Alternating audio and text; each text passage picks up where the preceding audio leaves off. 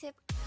Good afternoon. We are back. You're listening to a Little Column A, Little Column B, hosted by Will Levinos and co-hosted by Zach Bishop.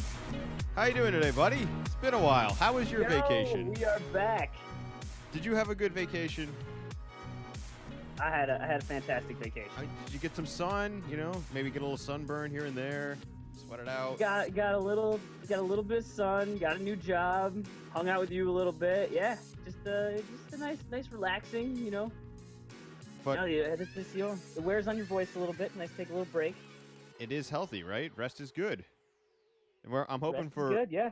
a rested show and not a rusty show, but I can't make any promises. We're only 1 minute in, and I already feel nervous. I haven't felt nervous since the first podcast. I don't know. This 1 month off of our vacation has suddenly made this entire job, one, interesting again, and two, really exciting to be back, and three, I have no idea what we're doing, and I don't think we ever knew what we were doing. So let's just jump right into that right now. Does anyone know what they're doing in the NBA right now in this chaos of offseason?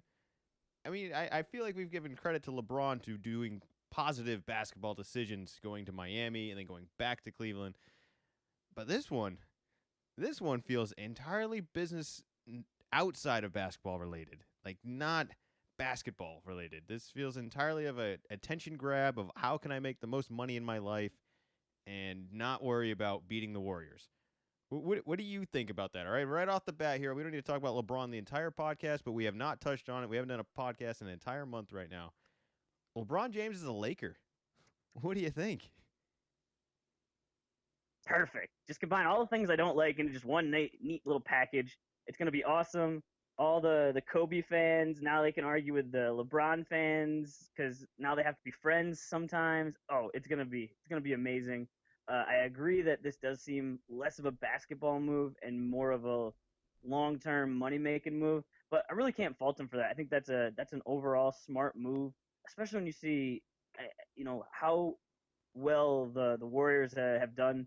You know, they swept Cleveland this year, and LeBron's been doing all that he can do, and still got swept. And so I can easily see a pivot of, you know what, I'm not getting any younger. His son is getting older, and just as a father, you want to see your son as he's developing into this player and be able to go watch him. And if that means being in LA provides him that opportunity, I can't fault him for that at all. Being with Magic Johnson was a super successful basketball player that has parlayed that into a super successful post-basketball career that not everyone has. So, get what's yours. Yeah, I'm all for everything you just said. That all just sounds great. It sounds good. It makes sense. Is it what you would have done? Because I think there's still a lot of people who are big NBA fans saying to themselves, being like, I'd all kind of, like, I get it. I understand it. I understand his perspective and all that. I just don't know if I would have done that. And am I on the outside and when you say looking me, in? do you mean me as me, or do you mean me as LeBron? Me as LeBron James. If I was in his shoes, with obviously, hopefully, his given talent and his given situation, I don't think I would have made that decision. I don't know if I would have left. I don't know if I would have stayed in Cleveland.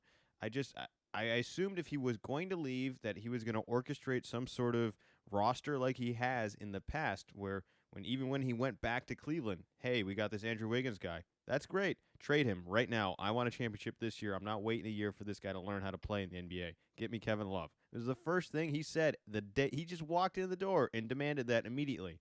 Miami. He's going over there. Remember the letter that he wrote. Wiggins wasn't mentioned in it, where a bunch of other guys were mentioned. So immediately it was like, ooh.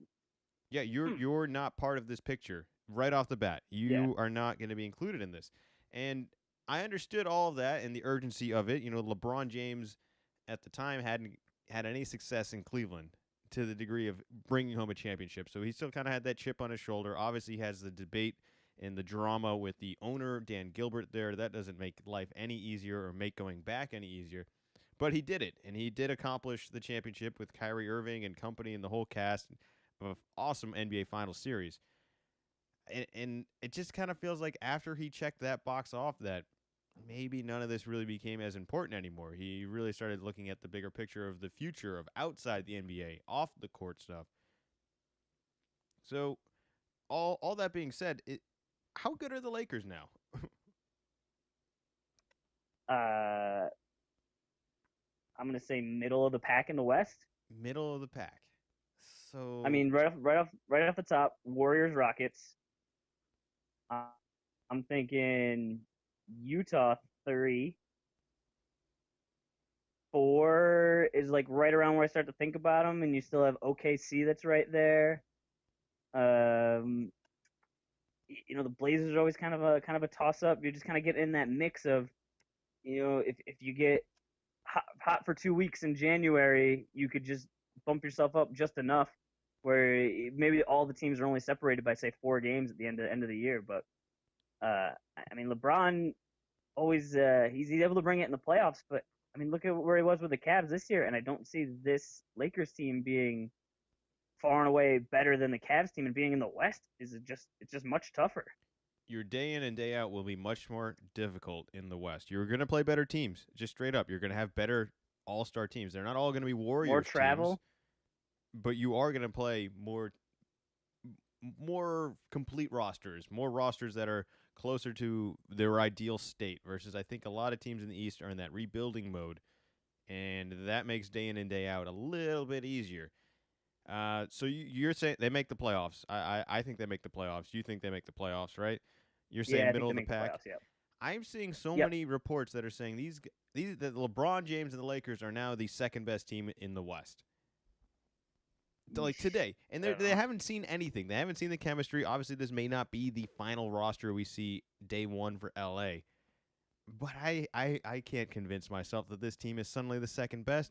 And the signings that they have made are just baffling to me. This is just seems so bizarre. It feels like I'm being like punked right now of the signings I'm seeing.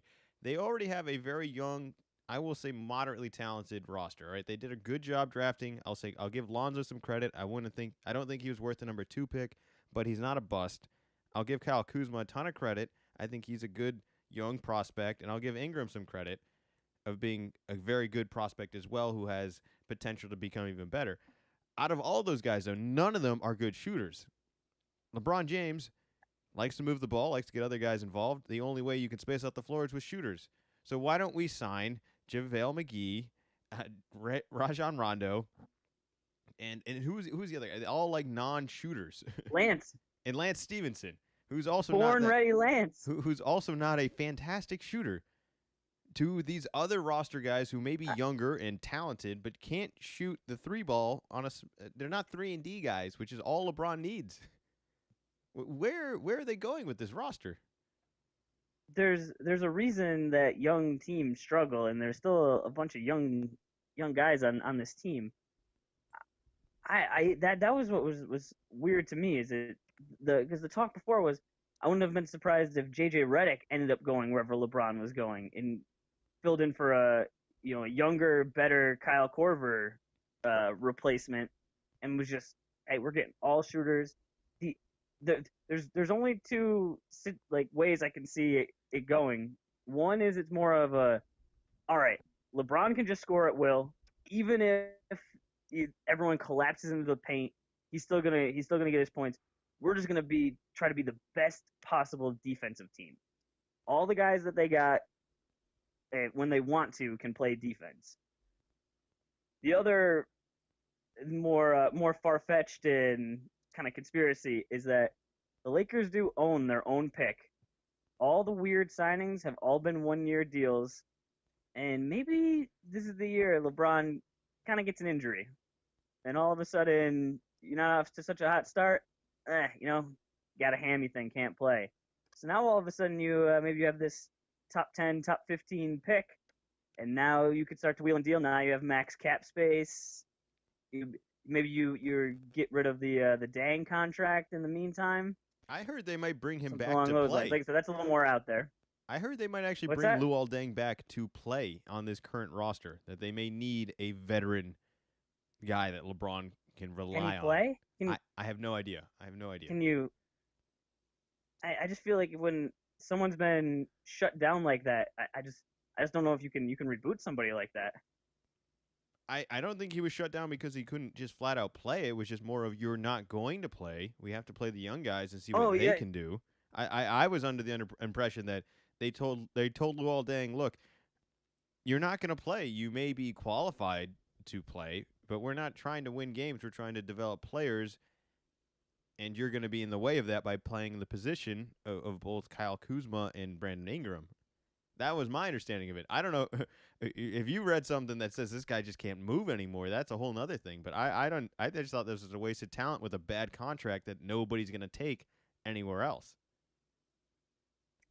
No, I'm completely where you were. I just mean more from like a mental standpoint of, hey, on the second year of your contract, we just completely shut you down. You have 2 more years to go.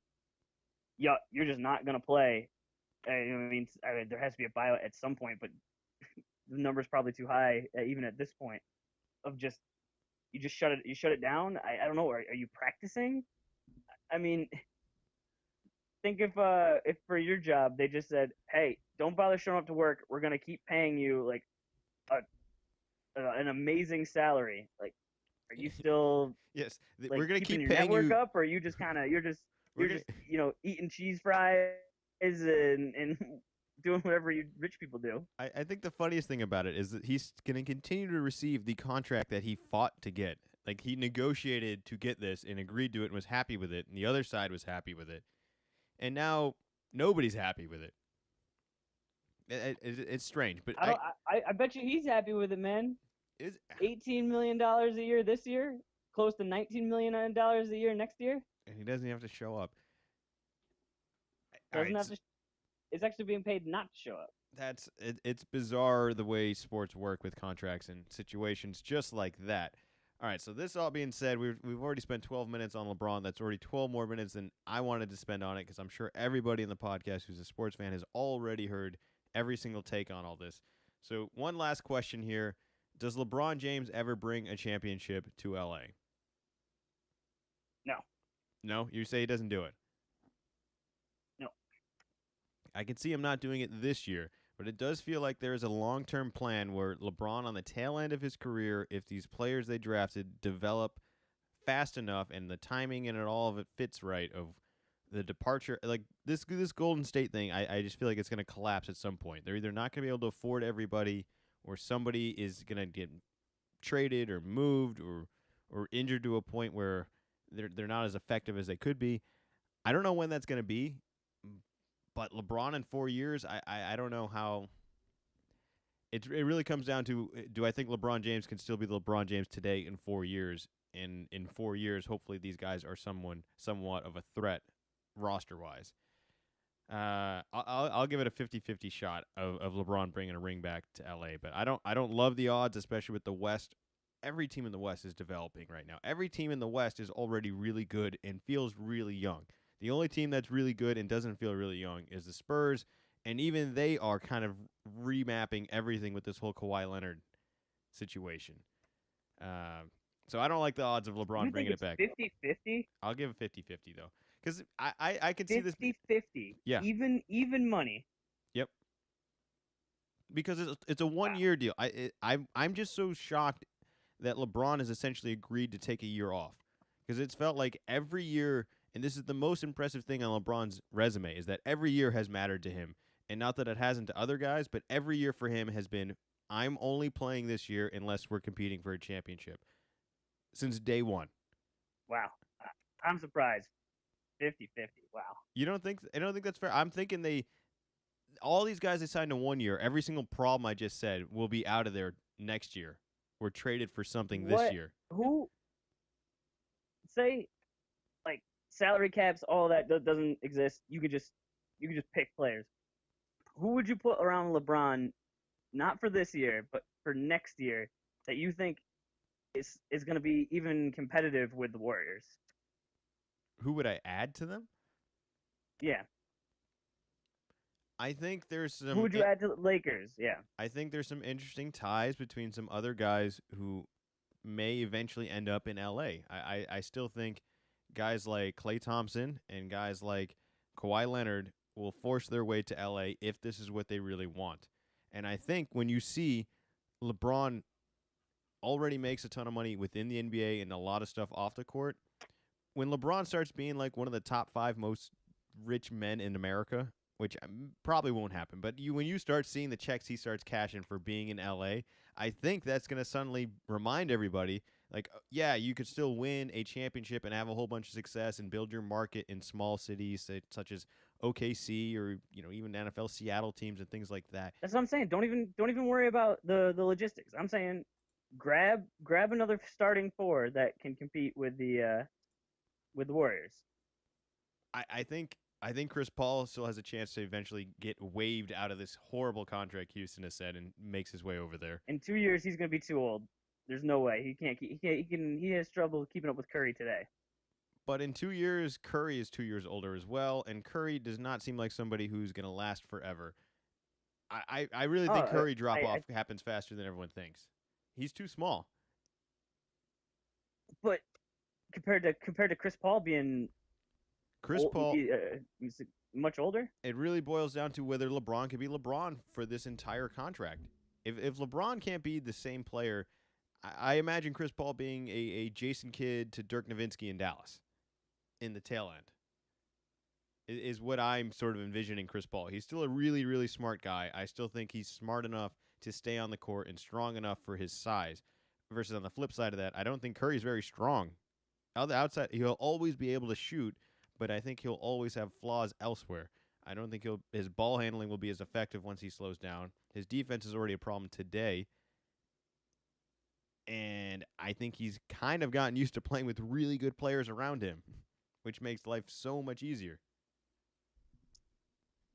Well, my last thought on the topic is in Game 7 against the Celtics, Jason Tatum dunked all over LeBron, and he said, "The heck with this! I want no part of this young dude. He scares me. I'm getting out of town." And like I said, that's my last thought on the topic. He's just a kid. He's just a kid. He doesn't know better. All right. He wasn't trying to be rude to LeBron James. Maybe he'll go play in LA. Let's not say crazy things now.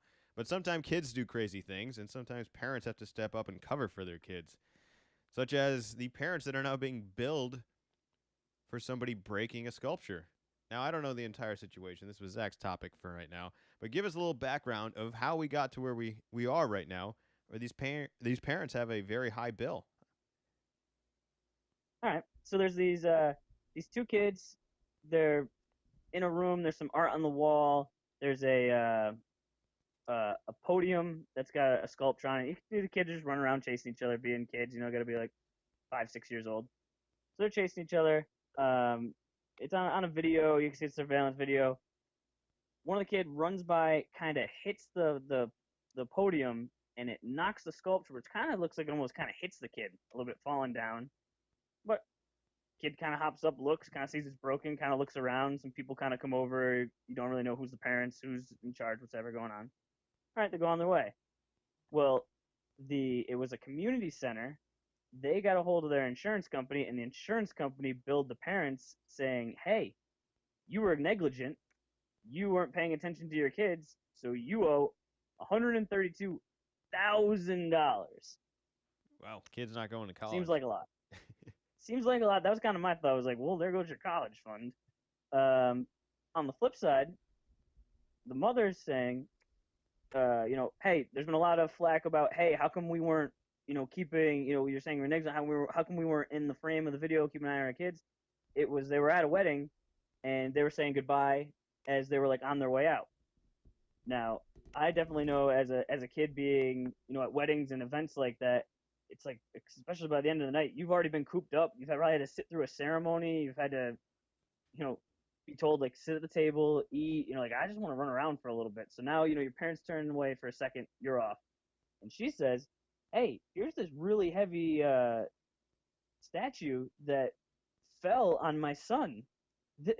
Talking about being negligent. You guys were negligent. He could have been hurt. It was not secured. The podium was not secured. It wasn't secured on the podium, and so that's kind of the other side of it. So, what side are you on in this little rift? I hate this entire situation. This is the common sense that people have, but they don't legally use. I will say, until it's against them. You know when you get a coffee that you've made at home, probably got it at other restaurants, that it tends to be hot. You know this. You've had it before. You know what coffee is, but yet they still have to write on the sleeve, and they have to provide you with a sleeve that it is hot, and they have to warn you, caution, this is hot. That just seems like an unnecessary thing of things that we need to weed out of society right now. We don't need to have people with that. If you have a problem with this and you were going to sue for all this and make a big deal around all this, we don't need you. I'll be honest. Now, when a mistake happens, there has to be blame, and that's just how everything works. And a simple sorry isn't going to fix a very valuable sculpture. But I will say, if it is that valuable and you were that worried about it being broken, don't put it in a situation where it could possibly be broken. On the flip side of the kids, if there's valuable things around there, don't have kids around there. Just stay away from there. But I don't really sympathize with either side right now. I just think the legal logistics of it all is disappointing and just a sad news story altogether. Yeah, I just sucked all the air out of all that. No, Yeah, no. am I wrong? Am I wrong though? Because I feel very right about all of that. I'm just wondering how you expect. I guess you give it to the parents, but just $132,000. It just that's like that's life altering money. I would say for Yeah, the it's average ridiculous, person. and I think for I'm just imagining if there was $132,000 stacked up on that same spot where the sculpture was. Do you think the kids would have been a little bit more careful, or do you If it was think what? if there imagine like a stack of $132,000 on this mantle or wherever this sculpture was, right? Imagine it wasn't a sculpture; it was just a stack of money right there. Hmm.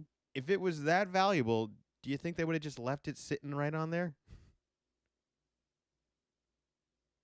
No, no, I No. don't think so. No, no, no. If it was I just think you would have. $132,000 cash, just stacked up real high right there on this mound of a podium, there would have been some sort of security or defense or something around it. I don't think you would have just relied on good parenting of a kid around to not knock this over, not steal anything, or not grab any of that. I think if the true value of it all is right there, there has to be some negligence on the security around it, right? Yeah, the video. It's kind of in the back of the video, so it's not up close, but it sure looks like there's not any sort of like a even just like a what's the like the velvet rope kind of fencing kind of stuff. I don't know what the technical term for it is. It's just kind of out there in the open where I could see if it was, ooh, there were very clearly signs. There was all this stuff that said, hey, you know, you're very clear not supposed to be here. This was just kind of like in the room and the kids were running around and something got knocked over. It just happened to be apparently worth $132,000. Yeah, I would I would price check that value. You know, was it worth $102,000 to you, or is that what you paid Yeah. for it, or is there like another Is copy it of this? pain and Like if suffering? I What's going on like here? if I want to replace this sculpture, which may not even be replaceable, there's another copy of it and it's worth that much, or is there not Could I one? replace it with some other art? Could I I, interest you in this kid's macaroni art? It is also unique and priceless. Now I mentioned the stupid coffee story of hot coffee earlier. Is there a sign around that says, "Please be careful around this," or "Please do not run," or You "Please"? can't. It's a security video. You can't really see anything. Well, then I don't know. It doesn't seem. I mean, even a museum right now. You go to a museum. There's security there. There are barriers stopping you from actually physically touching anything you wouldn't want to be touched. Is there not? Is there not a case around most things, or some sort of I don't like a security line veiled all the way around it? This just seems similar to that kid that lit off the fireworks and started that huge forest fire. Where I get, yeah, actions need consequences, but when you just make it the penalty so high, does it kind of defeat the purpose of it being a consequence and just turn into, well, this is a burden that I just I, I get the lesson, but I just can never recover from this. I'm 5 years old. I don't I don't have any money. I think that's the one lesson that is not going to be accomplished. Like, no, the kid is not going to change over all this. This is going to change the No, he was parenting. a kid doing kid stuff. It wasn't. Like I said, it's hard to see from the video, but it doesn't look like it was like a malicious like he went over and grabbed it or knocked it down. Even as a 5-year-old, that's not the craziest thing in the world. It was like he and his brother or he and like a cousin or something were running around and bumped into something. They're not like paying attention. Well, parenting's difficult. I'm not going to make it sound like it's an easy job, but I think an easier job Yeah, would have been make it so this thing can't break. Have somebody keep an eye on it. Maybe have a barrier or a sign or something nearby, or just don't allow people near it, or don't have it at all. What is the point of this? Why is it worth 132,000? Did it really add to the ambiance that much? Is it really that cool of a collection to this personal or individual or whoever actually owns this or possesses this? Is there some sort of value? Is there a history to this must have sculpture? been. Are we educating Must have people been. by this is from some very rare time some odd years ago and so who's super famous made this? I It's don't called the Aphrodite de Kansas City. I it sounds important. I'll say that, but I don't know Yeah, enough no, yeah. background about it. Uh yeah, I don't know. I don't know where I go on this. I just feel like if it's really worth that much and it was that valuable to you, you should probably take care of your stuff. Like if I have something that's worth $132,000, I'm probably going to keep a good eye on it, or pay somebody to keep a good eye on it, or put it in a situation where it will never be a risk of having something worth that value. It's certainly not gonna be around kids because kids No, drop stuff. no. And They do stupid stuff by accident. even in the situation where there were potentially a kid around, I'm not going to put myself in that risk of being like, oh, don't worry, these are all good families, good parents. They'll keep an eye on it. That just seems like an unnecessary responsibility. Yes, the parents should keep an eye on it, but kids are going to be kids. And if you've ever, I'm not a parent, but I can imagine being a parent, it can be a lot of work. It's not easy. I'm just, I don't know if I'm sympathizing with them too much and that the other people are going to get screwed out of $132,000. But maybe it's not worth that. I don't know. I got to know a little bit more about this before I really start showing them some sympathy. And if you got $132,000 and you spend it all on a sculpture, you're probably fairly well off. Did you spend every last cent of your savings on that? Is that what it was? You don't own a car, you don't own a house, but you own the sculpture. You're asking too many follow-up questions now. You've dug too deep. I dug too deep. Yeah, it's Yep. it's the holiday break. It's given me too many questions here. Why don't we go on to the next topic here? Has some kids. Now, when you first told me about this conversation, I completely misread it, and I read it as 149 Canadian kids sentenced to 6 months of house arrest. When in reality, it was a Canadian father has 149 kids has now been sentenced to house arrest for having too many fake marriages, essentially. Yeah, they're pretty real to him. They're pumping out a lot of kids, but yeah, it's against the law to have more than one wife, and he has 24. He has 24. 24. Do you think he has But alter egos, or is he the same guy in each one? no idea. Part of it is that some of them were he married when they were only 15, so that's kind of part of it, of a little bit of the ickiness factor. That's a red flag, right? Uh, but my main question out of all of this was, all right, so you find out this guy has a bunch of wives with a bunch of kids. So then your penalty is to stick him back at the house for 6 months? Which Isn't this the type of guy that's got to get out of the house? Like you should send him like halfway across the world for a little bit, get what? away from him? Or are you afraid that he's gonna start a whole other family over there and 100 more kids are gonna crop up in a few years? Now, which house did he get to pick? Like, yeah, I imagine there's 24 houses. They're not all living with him, right? No, they are. Yeah, I would imagine so. I thought it was all in one. Well, I guess it all wouldn't fit in one house, but I imagine that's like a complex kind of thing. This guy has a condo, and in each unit here, he's got another wife and family. Man, they got a picture. It looks like of all the kids, it looks like a picture of a football team, man. Oh man, that's bigger than a football team. That's the whole franchise. That's the roster. That's the front office. Yeah, That's with the the coaches and cheerleaders, everything. the coaches, the trainers. That's a whole. That's a lot of kids. 149. That's a. Is this? How do you remember everybody's names? I don't know. I was gonna say that. I imagine his cell phone. He probably has a cell phone alone of just kids.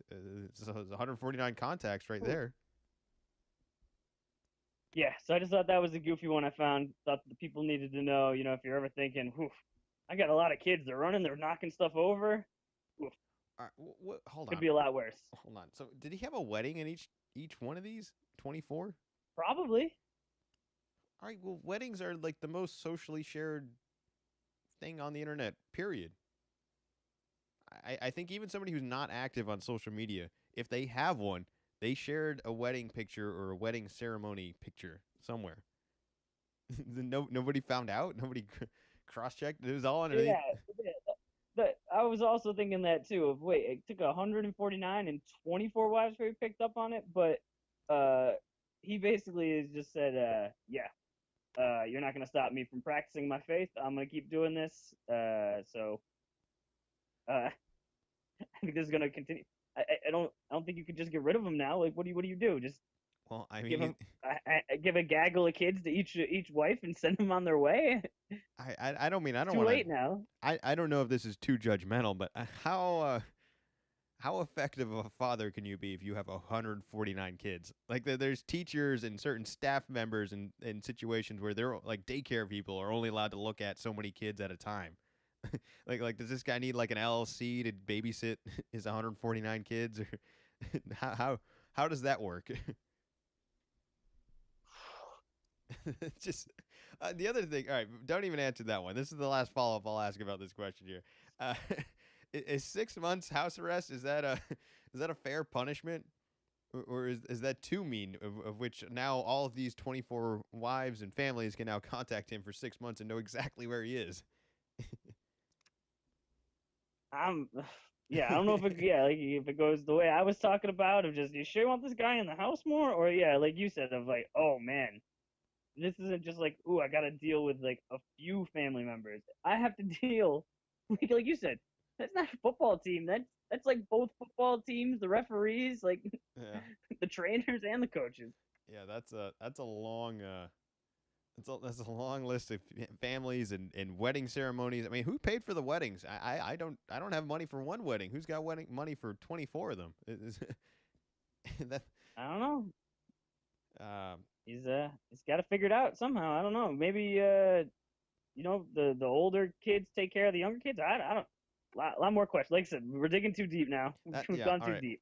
We're gonna keep doing that. That's just gonna be kind of the theme of this podcast, where we ask too many questions that none of us know the answer to, and none of the listeners care about. That's just how we're gonna waste time today at this podcast.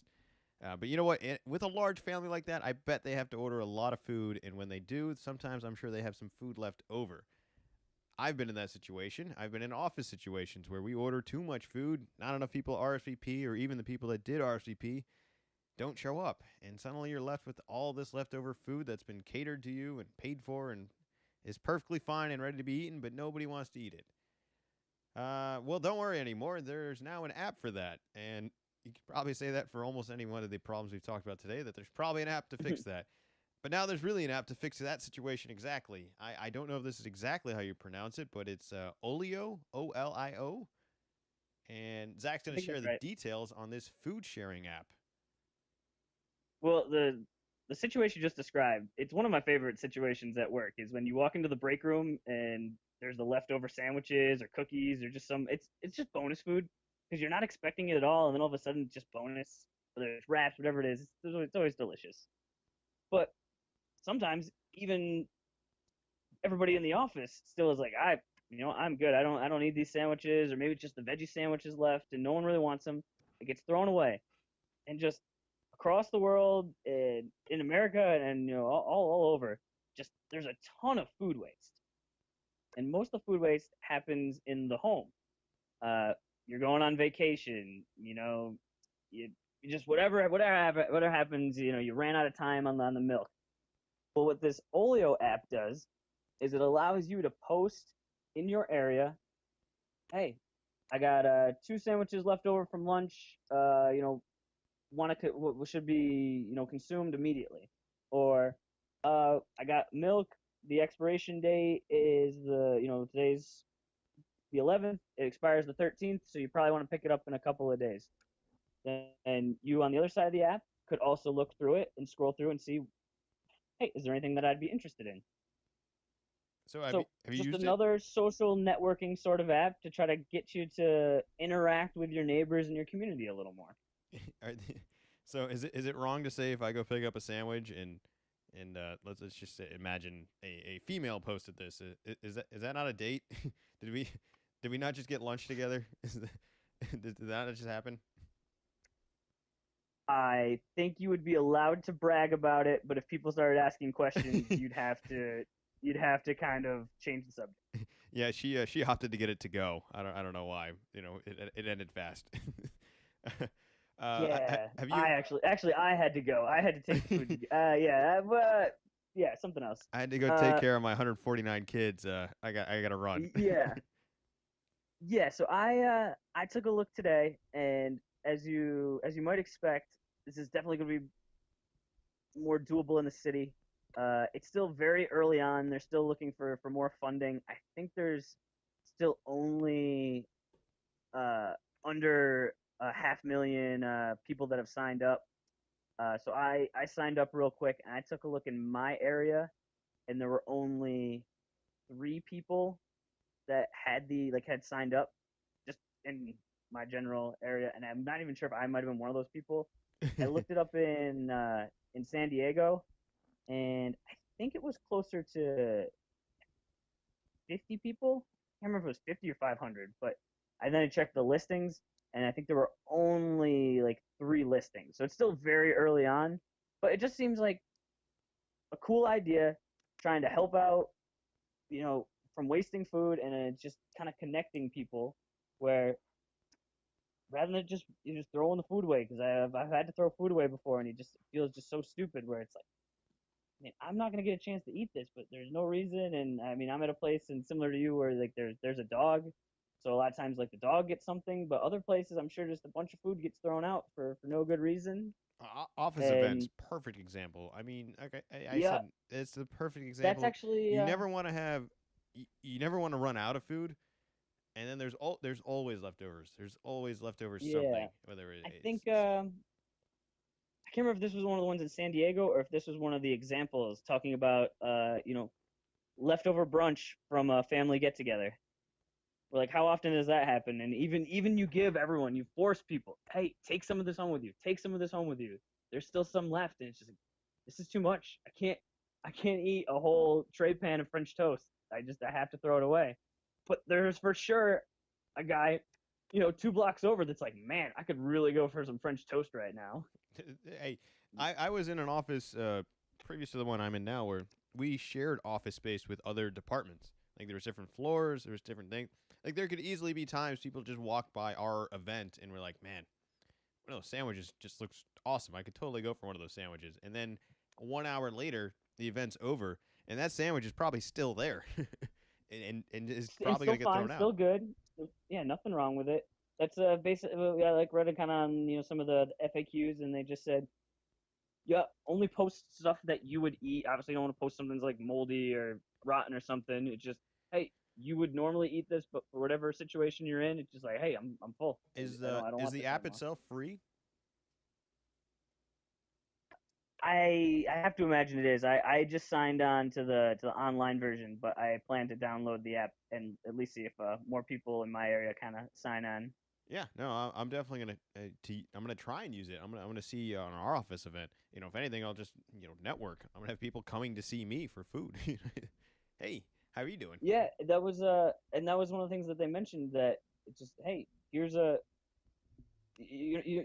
you're not gonna go drive like 2 hours to go get free sandwiches, but you'll easily go 5-10 minutes out of your way to get a sandwich. So here's a chance to kind of meet the people that live around you.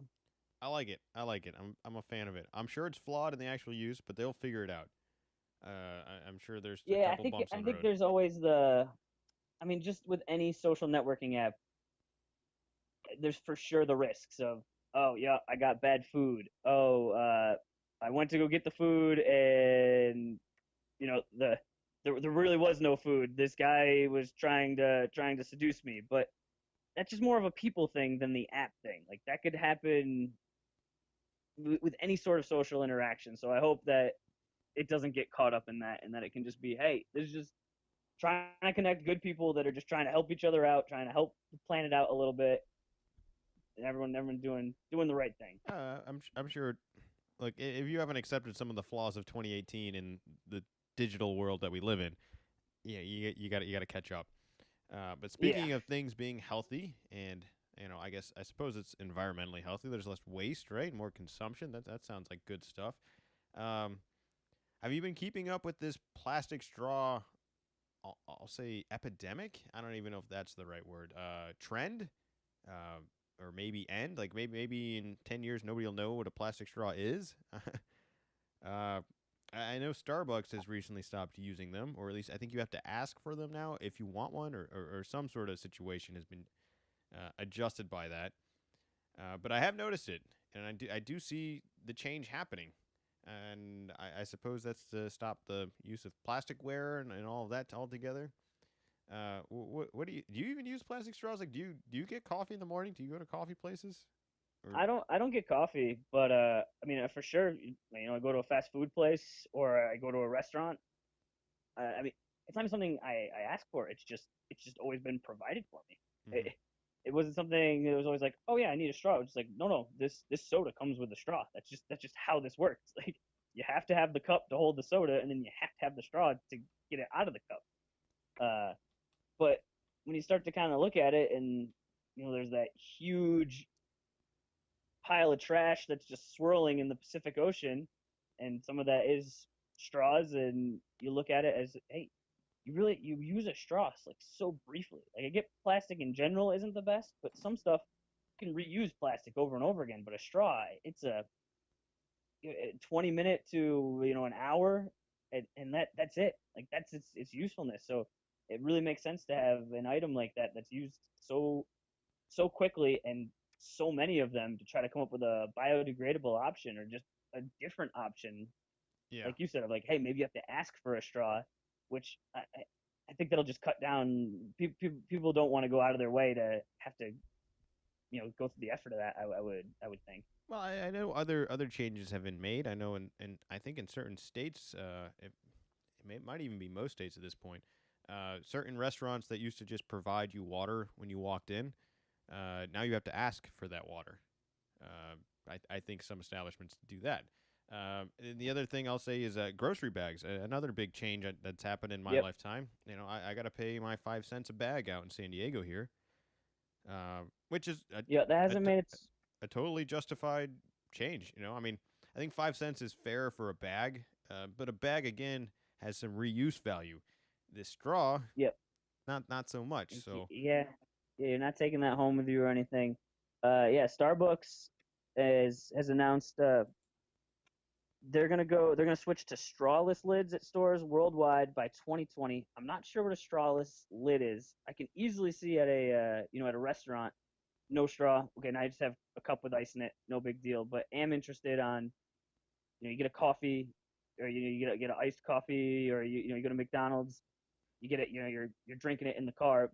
Part of it is you have the straw, so it doesn't spill all over you. well, I think you Uh, can acquire or even purchase to this day a reusable straw that's going to be a little bit more of a thicker plastic and will probably last longer. Um, I don't know if that's just is that something where by 2020 you're just going to be carrying on you maybe this little yeah, yeah. extendable plastic straw in your It'll be pocket here. well, it'll be interesting. In about a little over a week, I'll be visiting Seattle, and Seattle has gone so far as to ban straws altogether. Although it's only a $250 fine if an establishment doesn't follow the rules. So I could see if you were doing a bunch of business, $250 isn't that much, but it's definitely gonna deter places from doing that. Well, times are So I'll changing. have to. I'll have to see what it feels like to go in there, and I'm sure it'll kind of be similar to when I was out visiting with you, and you were as we're like getting the groceries, being like, "Hey, see if you can combine more stuff in that bag," and I just gave you this look like, Well, what are you talking about? no, Like, no, no. why am I trying to like fill this bag up? Because then it could break apart on me in the parking lot. I'm gonna look like an idiot. Like, wait, what do you mean? I'm not following this. And it's like, no, it's 5 cents, and they're just trying to kind of like avoid doing that. I think by trying to fit as much as I can into a bag, I'm accommodating to what they're trying to accomplish, and that's the less frequent use of all of these plastic bags. But I will say there is still some sort of convenience to these plastic bags for garbage and other carrying things. Like you break something, you put it in a plastic bag. I think everybody, at least, I maybe not everybody. I assume most people grew up with this plastic bag inside a plastic bag inside a plastic bag Yeah, inside more plastic bag underneath the sink yeah, of their kitchen. Like I think yeah. everybody had that, and now that I don't have that anymore, I've noticed how much I did use and rely on some of those plastic bags to just transport things that I was gonna leave there or throw out, or because they were Wet bathing free. suit. They were accessible. Oh, But I got wet clothes. Hey, can you get me a bag real quick so I can just put that in there and bring it home? so that has been an adjustment, but that's okay. Times are changing. That hasn't my life isn't Yeah, ruined small by it. small changes. Little changes here and there.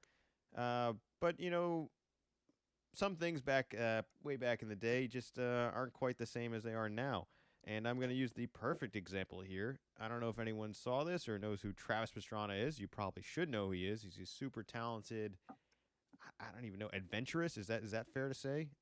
It's unfair to claim him as just a motorist or as a Yeah, dirt bike champion or yeah. He started off in motocross and then got into the motocross tricks, the big air. But that was a while back, and then he created his whole not TV channel, his own TV show called yeah, Nitro yeah, Circus, yeah, which is yeah. him and his buddies, where it goes more than just the motorcycles. Like it can be doing really cool motorcycle stuff all the way down to trike racing, some extreme trike racing, but yes, racing on a tricycle.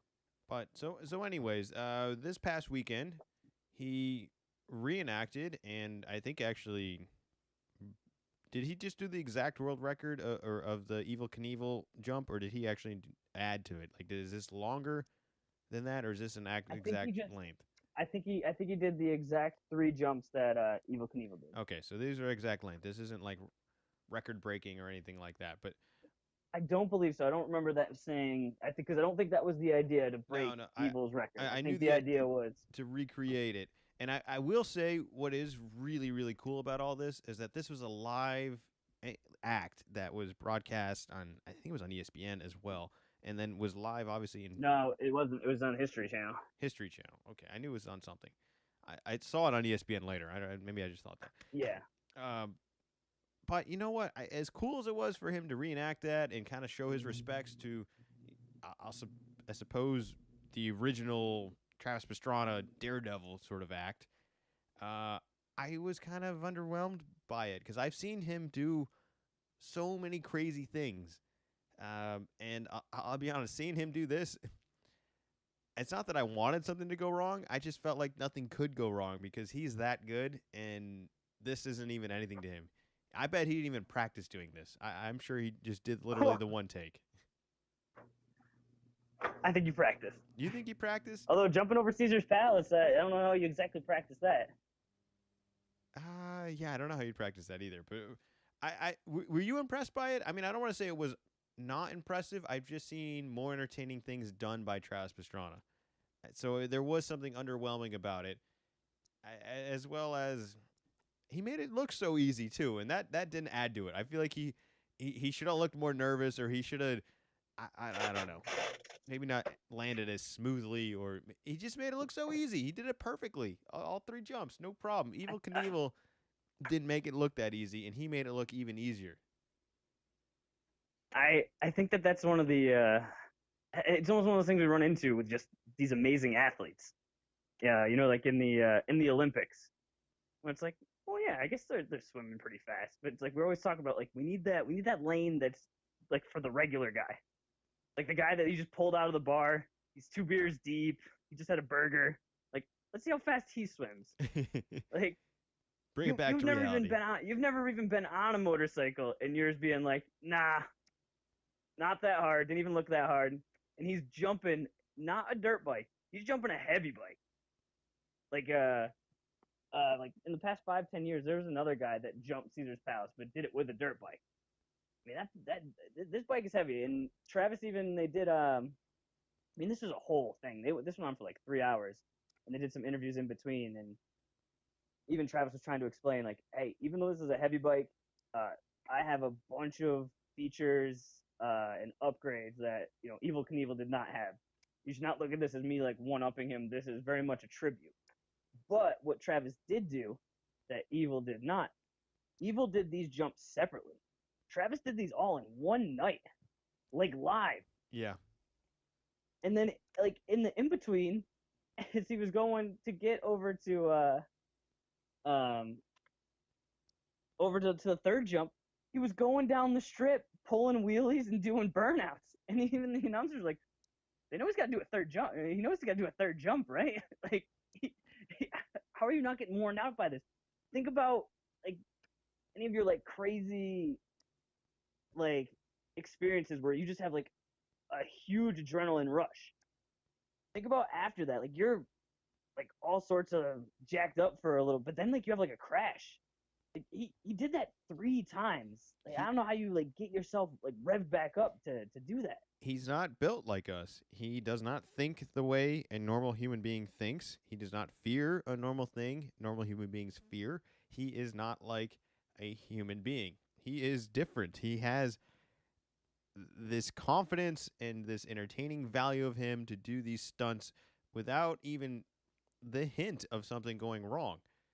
And I suppose that was a weakness for something that I'm going to assume was a little bit easier of a task for him than some of the things I've seen him do in the past. I saw this guy jump out of an airplane without without a parachute, and then he had to Yeah, like that's one catch of the up. ones I was thinking of. So I think they had one guy jump I've off seen him. with the parachute first, and then he had to jump out after or something like that, and like catch the guy or and then Yeah, bear hug him, and then yeah. they parachuted and went down together. He I've jumped seen out of a him. plane without a parachute. I saw him jump a motorcycle into the Grand Canyon so he could pull the ripcord to go down with a parachute. Yeah, yeah. No, he's Oh yeah, he's done some crazy some crazy. He I, was the first guy to land a double backflip yep. No, he on a motorcycle. his resume is impeccable. I will say that, and I think it is fair to say that he is by far one of the most entertaining acts or personalities, even, and just people of interest of our generation, and possibly, arguably, of all time. I mean, this guy's going to go down in history for a lot of his acts. They're very unique, some of them. I think it's really cool how he did a tribute to it all. But outside of the tribute, I didn't see the entertainment value in it quite as much as I saw some of the other ones. And that's just purely based on the bar that he has set. That he is set for. And Yeah. that's very unfair of me to judge that on that. But I'm just telling you, that's just what I felt when I saw it. I did not, because he freaks me out, man. Because he does not. I'm nervous for him, and that doesn't even affect him at all. With the millions of people watching and it all being on live TV, and the amount of things in my head I'm already thinking can go wrong, never do go wrong. Um, but he just, man, he doesn't even bat an eye at these things. This is nothing for him. This is no problem. But What do you think this is something that this is like a one-time thing, or do you think this is something that he's going to be trying to do more of these event television I things? think he should do more. Like I thought of when I first saw this, it's like, oh man, he's in Vegas again. This is cool. This would be fun if it was an act. Like you could go to Vegas, you could see this. But it's such a large infrastructure to do. It's not like you can just do this inside a casino. You can't just do this, you know, I guess you in Vegas, I guess you kind of can. It would just be hard to set up, and I think sell tickets so regularly and have this all set up like that. Not to mention, I don't think he would want to do that. Like some of the magicians and music acts and dance acts, like all these other entertainment acts they have in Vegas, they normally do like 2 shows, 7 days a week. That doesn't sound like a schedule I think this guy's signing up for. But it would be cool if every time you went to Vegas, you could see a Travis Pastrana stunt. I would pay to go see that. The Vegas acts Well, overall. it's funny that you mentioned that exact opportunity. So he created the Nitro Circus TV show, which has spawned into Nitro Circus would go on tour and go to different stadiums and different arenas and do the whole, you know, you got skateboarders, you got rollerbladers, you got a guy in a wheelchair sometimes. Now Travis, I don't think was usually there. I think every once in a while he would come out. Well, after this, they are gonna have a Nitro Circus residency in Vegas, a stage show on the Strip. That's awesome. That's cool. We should go. Let's And go. like, I also think this won't be. I don't think it'll be. Travis is there all the time. He'll be there once in a while, but the other dudes are still, and women are still super cool. No, I would totally trust in Travis's investments. I don't think you can hang out with him unless you're somewhat like him or somebody that he is impressed by. Like, could you imagine trying out for Travis Pastrana? Like, you're either one of those guys or you're not. You know, you're either one of those type of people or you're not. I don't think you could fake this in front of him safely. uh, Yeah. but overall, it's a cool, fun story. You know, we don't need to make it more than it is. I would love to hear more details on the Vegas Act. We'll have to save that for the next podcast.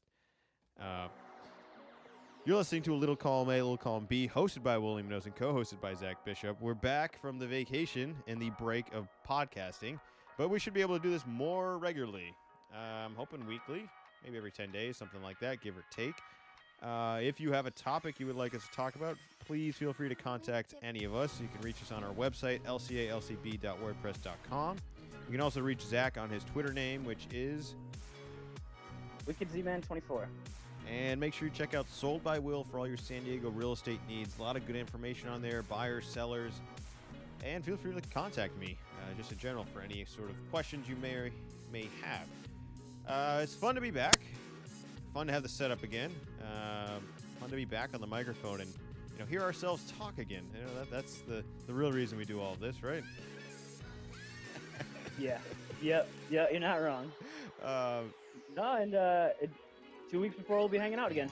We'll be back. We'll have an in-person podcast. I'm all set up, ready to roll for that. Hopefully we can find somewhere air-conditioned, because I know my room is not air-conditioned. I imagine your room is not air-conditioned as well. No, it's a hot pod, just like our takes. They're hot takes, hot pod, all around. Hot pod. We got about 2 minutes left in the podcast here before I'm going to let the music play out. Last real quick, you been watching the World Cup at all? We got the finals this Sunday. I have watched maybe a combined 20 minutes of the World Cup. Are you going to watch Not for any me. of the Sunday championship game? What time is it on Sunday? 7 a.m. here. That's Nope, 10 a.m. sure there. couldn't. I'm busy that day. I'm busy all day.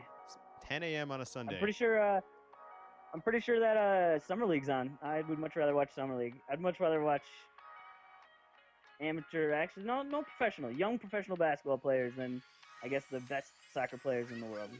I watched one of the shootouts, and that was kind of cool, but I just can't get into it. I don't know. It's the Yeah, biggest you sporting kicked it event over in the there. world. The biggest sporting event in the world this Sunday. Not for me.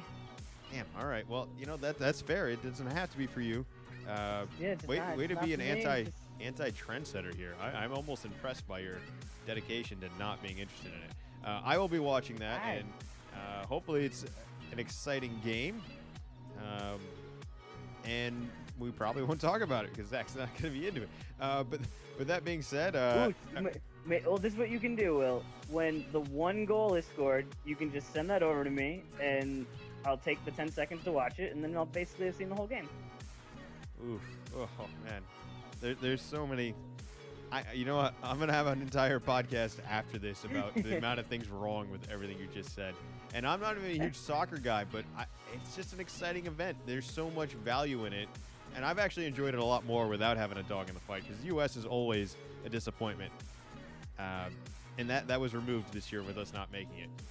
But we will be back. This is coming from the guy that literally just said, "Oh yeah, a guy jumping, Caesar's Palace fountain on a motorcycle, and that just wasn't exciting enough for me. Just wasn't good enough." But no, let me watch a bunch of dudes running around for an hour and a half. No, that's excitement to you. Oh man. There's no timeouts. There's no advertising blatantly just thrown at you and repeated over again. All right. There's no credit card commercials and GoDaddy commercials. We don't need any of that. It's 90 minutes. I saw running clock. What was that guy's name? Nemo. I heard he was just rolling all over the ground, all over the place. Oh, it's not Nemo. Oh, I'm not even going to correct you because I think I know you're talking about, and the correction is so bad that I feel insulted that I actually. Like I said, I haven't really been paying attention. Yeah. I hear Ronaldo is already like on vacation. He's on different teams. He's like already over it. The excitement you have when somebody finally scores, and the penalty kicks and the overtimes and all of it, it's a really, really special excitement. All right, it's a tournament. This is a March Madness degree tournament turned out to the entire world. There is an importance to this. It may not be for you, but it's for a lot of other people, and hopefully the game on Sunday is exciting enough that I can convince you to possibly add it as a topic for the next podcast. If not, we will have somebody on, maybe even a family member, who is willing to talk to me about some soccer. But we'll save that for the next one. We're a little column A, a little column B, and we'll be back next week? Next week. I'll say next week. Next week. And we're out.